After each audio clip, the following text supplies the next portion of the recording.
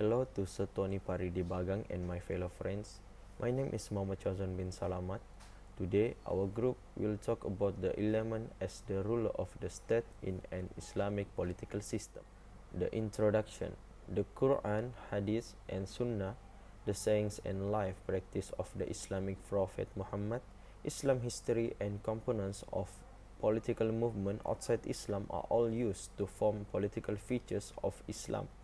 Traditional Islamic political belief include the significance of respecting Islamic law Sharia, the obligation of rulers to seek shura or consultation from their subject, and the value of rebuking unjust ruler.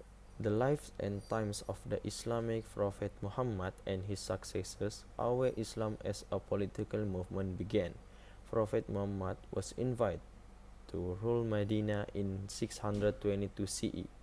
In acknowledgement of his claims to prophethood, the native Arab clans of Aus and Khazraj ruled the town at the period and were always at odds. Prophet Muhammad was seen by the Medinians as a neutral foreigner capable of resolving the issue. Assalamualaikum, my name is Muhammad Israel bin David. Today I want to present about the ruler as a truster. The first element as the ruler of the state is an Islamic political system is the ruler as a truster. The government commitment to uphold Islamic law, the prohibition of inflicting harm, the government accountability in every action, and the prohibition on electing non-Muslim as the ultimate government are all hallmark of Islamic governance. That aspect is the Yang di-Pertuan Agong and Malay rulers' sovereignty under the federal constitution, which mandate that the cabinet and thus approved by parliament, while the majority of the Yang di-Pertuan Agong and Malay rulers' power. Policies and action plans shall have defined objectives such as promoting welfare and preventing damage, and the consequence of each choice should be fine-tuned so their impact are always in line with Sharia principle.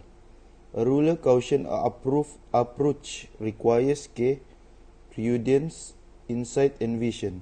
Muhasabah is a ruler who must constantly count himself and take notice, understanding that his power, rank, state, property, and pupil maslahah is a divine trust, not simply verbal. As a ruler, you must continually evaluate your action, decision, and behaviors. Thank you, sir. Hello, my name is Joshua Kelvin A.V. Jasli, and I'm gonna tell you about personality of ruler based on Islamic perspective. So a ruler must be a just ruler, which means if the ruler have justice inside himself, the people will not suffer when they have a ruler like that.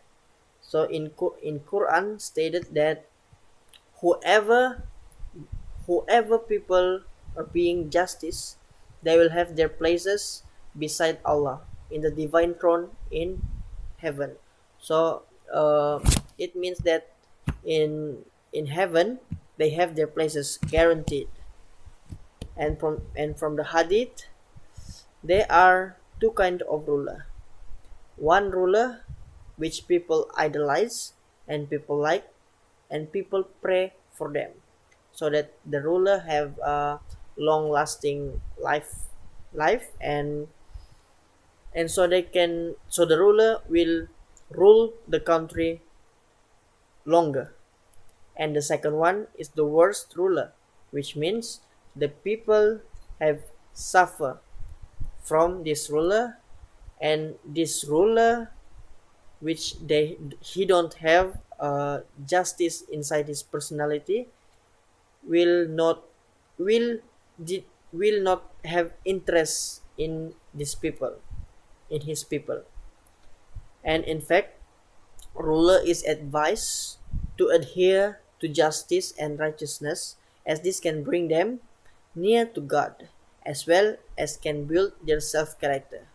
So in conclusion, a just ruler is a must in a country if they want this country to develop more and make their country successful. So if the ruler is not just, it will make the people suffer and the country will not have improvement at all. So that's why in Islamic perspective, they want a just ruler. Thank you. Assalamualaikum. My name is Muhammad Aikal. My part is fundamental rights. Number one is Islam. Islam does not intend to limit human rights of a privilege to the borders of its own state. Islam has established universal human rights of all human beings, which must be observed and respected in all circumstances, regardless of whether a person lives within or outside the borders of an Islamic state, and whether he or she is at peace or at war with the state. And number two is the right of citizen in Islam is interlimited to those born within state boundaries.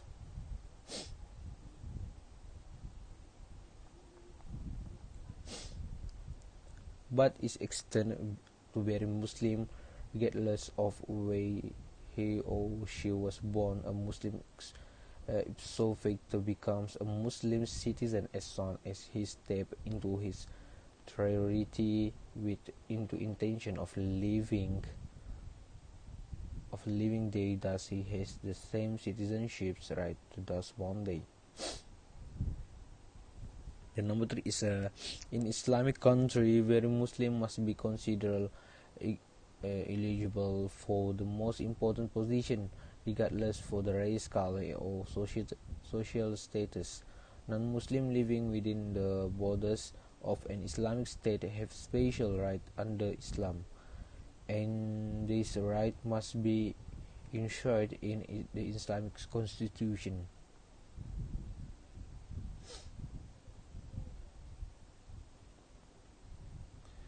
The number four is the life, property, and honor and deemed should be respected and protected in the same way as a Muslim citizen.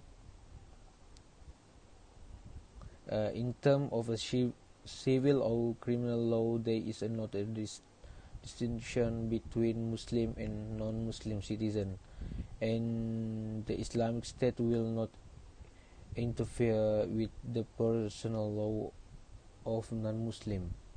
The last one is the Islamic State is not allowed to take a revenge on its non-Muslim citizens, no matter how badly the non-Muslim state operates its Muslim population.